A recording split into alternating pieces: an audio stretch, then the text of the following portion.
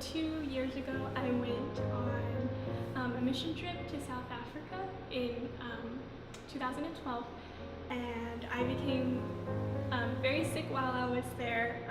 We weren't sure like what was going on. I just had like an infection that decided to like just spread all throughout like multiple organs, and I just at that time I really questioned why God had brought me all the way across the world for me to share good news, but had me sick in the hospital for most of the time I was there.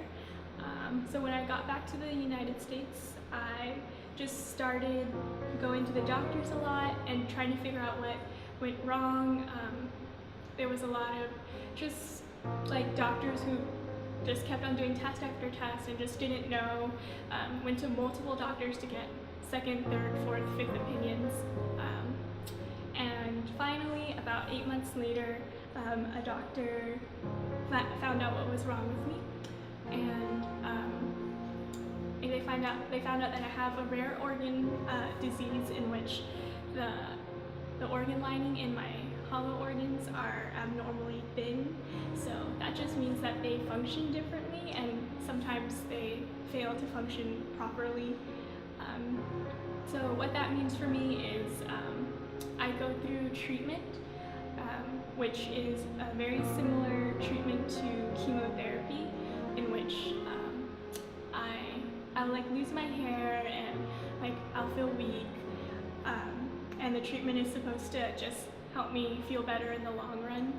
And I also have a lot of surgeries to just try to repair any like damage that has happened, or try to stop infections from happening. I have really learned to trust the Lord even when I don't want to.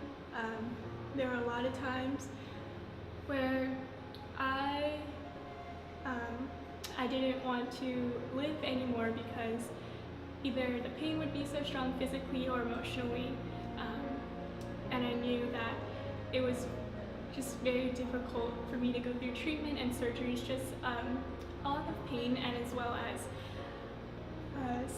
spiritual warfare, in which the enemy would just attack me with lies, and I would easily believe them. One of them would be, if God really loved you and cared about you, then you would not be sick. So God has really taught me how to trust Him during those times and see that His plan is more than what's just happening right now. His plan is more eternal. I would just want to encourage anyone who is going through a difficult time, who is maybe doubting God, doubting His plan, doubting what's happening, really struggling with what's going on with their life, to really look to God's Word, because that's the only truth in this world.